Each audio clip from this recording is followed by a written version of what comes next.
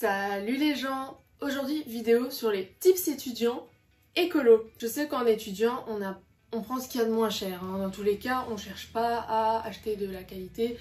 On achète ce qu'on peut acheter avec nos moyens et en ce moment, je sais que c'est très dur. Moi, j'ai perdu mon travail d'étudiant à cause de la Covid et je suis pas la seule dans ce cas-là. Mais quand on est étudiant et qu'on a quand même des valeurs écologiques, on peut essayer de faire de son mieux pour être écolo. Et en plus, être écolo, c'est économique. Voici mes différents tips. Premier tips, aller dans des magasins anti-gaspi. Alors moi j'habite sur Bruxelles et c'est pas réellement un magasin anti-gaspi, c'est un peu mieux que ça. Ça s'appelle l'ASEP de Bruxelles. C'est une ONG, une ASBL, qui aide les étudiants et étudiantes à chaque semaine à avoir au moins des courses, de quoi manger pendant une semaine. Et pour 4 €, vous avez ce fat panier repas. Des fruits et légumes, du frais, de la viande, des lardons, du poisson, des pâtes, du lait et toujours 2-3 trucs un peu surprise avec comme des céréales, ce genre de choses et ça vous tient toute une semaine et au fait ça revient à aller dans des magasins anti-gaspi car même si ce n'est pas du vrac, même si ce n'est pas du zéro déchet, ce n'est pas du bio, c'est des aliments avec une date courte, le lait avec une date courte, la viande avec une date courte, les fruits et légumes que personne ne voulait acheter. Les étudiants, on les perd et on les mange. Tout simplement, ça permet d'éviter le gaspillage. Et en France, je sais que sur Paris et dans l'ouest de la France, il y a des magasins anti-gaspi. Maintenant, c'est à vous de vous renseigner dans votre région, dans le coin près de chez vous, s'il y en a. Et je sais qu'il y a aussi l'application Too Good To Go qui vous permet d'avoir des paniers de restaurants, de supermarchés, de petits cafés qui vous font des petits paniers de 4 € des invendus de la journée et ça peut être aussi une solution pas mal économique et écologique. Deuxième tips, les savons solides. Ceci est un savon de Marseille, ça va faire depuis le mois de décembre que je l'ai et je l'utilise quasi tous les jours.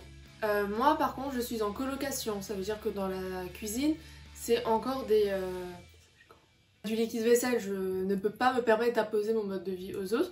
Mais par contre, dans ma chambre, au niveau de mon lavabo, j'ai mon propre savon de Marseille. C'est pas si cher que ça, ce bloc a dû me coûter 2 €. Je l'ai encore et du coup, c'est tellement économique et c'est zéro déchet. Le seul déchet qu'il y avait autour, c'était un carton. Le carton, c'est recyclable, c'est bon pour la planète, c'est bon pour tout le monde. Et je me penche de plus en plus aussi dans les cosmétiques solides parce que ça tient beaucoup plus longtemps et c'est plus naturel et c'est mieux pour notre corps, notre peau, waouh. Du coup j'ai pour ma peau un savon au chanvre, il faisait déjà cette taille là à peu près, ça fait pas longtemps que je l'ai, mais je pense qu'il va me durer un bon petit moment. Et pour les cheveux depuis très peu de temps j'ai un shampoing solide de chez Indigène, Indigène qui est une marque belge, cruelty free, bio, tout ce qui est bon et sain. Et voilà, très peu d'emballage, j'avais juste encore un papier de soin autour. Passons au troisième tips, El Famoso. La gourde. La gourde, oui, les bouteilles en plastique. Pourquoi en acheter? On a de l'eau potable chez nous.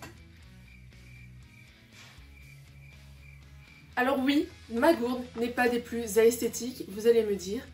Léna, ta gourde est défoncée. Oui, cette gourde, je l'ai depuis que j'ai 10 ans, quand j'ai commencé à partir en colonie de vacances. Et elle fait toujours son taf de gourde, contenir l'eau. Alors oui, j'aimerais bien peut-être m'en acheter une deuxième, mais acheter 2 gourdes et acheter chaque semaine un pack d'eau, le calcul est vite fait. Après, je sais que moi j'habite sur Bruxelles et que l'eau est pas mal calcaireuse. Il y a beaucoup de calcaire dans l'eau sur Bruxelles et je sais dans d'autres endroits aussi. Et du coup, ce qui est bien, vous pouvez acheter du coup des charbons actifs pour purifier l'eau ou des billes de céramique. C'est un certain coût, mais sur le long terme, ça revient quand même à beaucoup moins cher que d'acheter des packs d'eau. Vous allez me dire, mais Léna, on peut acheter des carafes en plastique. Bah voilà, c'est ça le problème, n'achetez pas.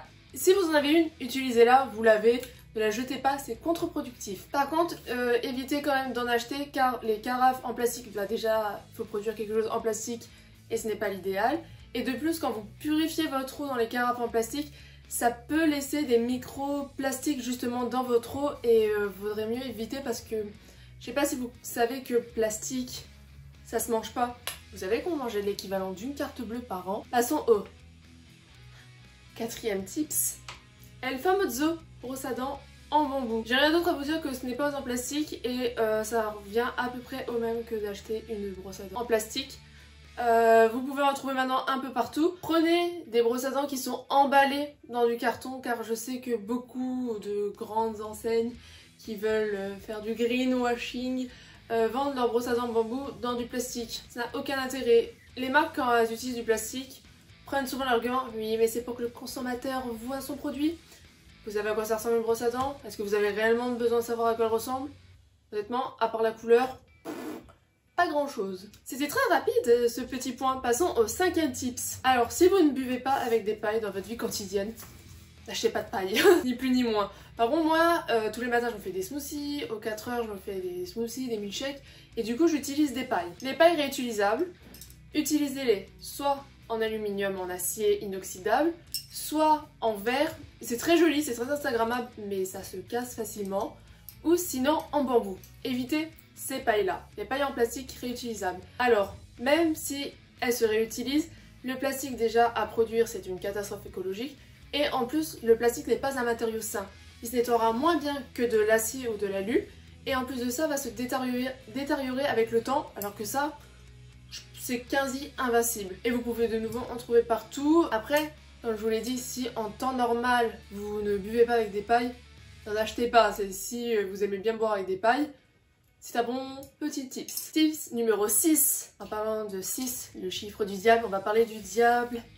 Le Nutella. Le Nutella, déjà, c'est pas très bon pour ta santé, attention à toi. Mais surtout, l'huile de palme. En fait, évitez tout ce qu'il y a de l'huile de palme dedans. Alors, ça, c'est pas le tips le plus économique parce que les pâtes à tartiner sans huile de palme, c'est assez coûteux malgré tout. Surtout si, comme moi par exemple, j'ai pris, pour tester, j'ai pris une pâte à tartiner de chez Lucien Georgelin, qui est très bonne. C'est fabriqué en France, elle est bonne, mais ce petit pot de 280 grammes m'a coûté quand même 3,80 €. C'est un peu cher, surtout si vous achetez du bio ou du nocciolata, ça revient encore plus cher, mais sachez que même dans les sous-marques, il y a des pâtes à tartiner sans huile de palme. Si vous prenez pas du bio, c'est pas grave, mais évitez en fait tout ce qui est avec de l'huile de palme. Dernier tips, mon tips préféré, le tips numéro 7. Quand vous achetez des vêtements, arrêtez d'acheter sur Shein. Par pitié, Shein, Primark, H&M, Zara, on les oublie, toutes ces enseignes de fast fashion. Vous voulez vous acheter des vêtements pas chers et en plus d'être stylés, achetez de seconde main. Des friperies, moi je suis sur Bruxelles, il y en a énormément. Sur Paris, s'il y a des Parisiens et des Parisiennes qui me regardent, il y en a énormément. Après, je sais que beaucoup n'ont pas de friperie près de chez eux. Ce n'est pas grave, il y a les friperies en ligne. Tout le monde va penser à Vinted, les plus bourgeois vont penser à Vestiaire Collective, Fashion, Depop. Mais il y a aussi des friperies indépendantes en ligne comme Rayon, Fancy Friperie, J'irai chiner chez vous, Timeless. Il y en a beaucoup trop, je devrais peut-être faire une vidéo dédiée là-dessus sur les friperies en ligne. Ça sera pour plus tard, hein, chaque chose en son temps. Et la mode de seconde main, c'est clairement l'avenir. Il y a tellement de vêtements de seconde main dans le monde. On peut s'habiller pour 10, 20, 30 ans, facile. Et vous allez me dire, oui mais si j'achète sur Boohoo et que je le remets de seconde main. Le problème est que la fast fashion actuelle, les vêtements sont tellement de mauvaise qualité qu'ils deviennent invendables. Vous les portez une fois, ils se détendent à une vitesse et dans le temps ils ne restent pas, et en plus c'est dans des matières pas très glorieuses, des matières synthétiques qui ont du mal, qui ne se recyclent pas ni plus ni moins. Du coup voilà, pensez pour vos prochains achats. Du coup pensez pour la prochaine fois à acheter de seconde main et ça sera mieux pour la planète. J'espère que cette vidéo vous a plu et surtout vous aura aidé si toi tu es étudiant, étudiante ou si vous connaissez quelqu'un qui est étudiant, étudiante. Et ces tips ne sont pas que pour les étudiants et les étudiantes, vous avez vu qu'ils sont assez ouverts à tout le monde. Et du coup voilà, je n'ai pas tout dit, j'ai peut-être oublié certaines choses, certains tips. Si vous avez des idées, dites-le moi. Et je vous dis à la semaine prochaine. Salut!